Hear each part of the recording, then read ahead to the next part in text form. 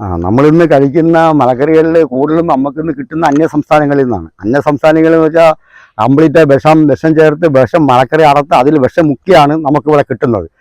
അതിൻ്റെ കാര്യം എന്ന് വെച്ചാൽ അവരെ മലക്കറി ഒരാഴ്ച ഇരുന്നാലും ഒന്നും ചെയ്യുന്നില്ല. നമ്മളെ നാടൻ കേരളത്തിലെ മലക്കറി കൊണ്ടുവച്ചാൽ പിറ്റൊന്നും ചെയ്യുന്നു.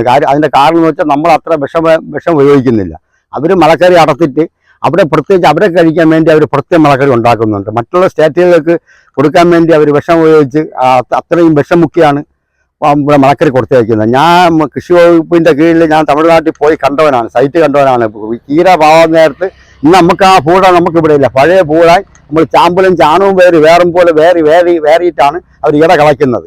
അപ്പം അത്രയ്ക്കും വിഷാംശം നമ്മളിവിടെ കർഷകർ ഇവിടുത്തെ ആൾക്കാർ കഴിക്കുന്നുണ്ട്. അതിന് ഏറ്റവും ഉപാധി എന്ന് പറഞ്ഞാൽ നമുക്ക് വീട്ടുവളപ്പിൽ നമുക്ക് കൃഷി ചെയ്യാൻ 8ഉം 10ഉം ഗ്രേ ബാഗ് വെച്ച് ടെറസിൻ്റെ മണ്ടയിലും ഒക്കെ നമുക്ക് വീട്ടാവശ്യത്തിനുള്ള പച്ചക്കറി നമുക്ക് സുലഭമായിട്ട് ഉണ്ടാക്കാൻ കഴിയും. പഴയ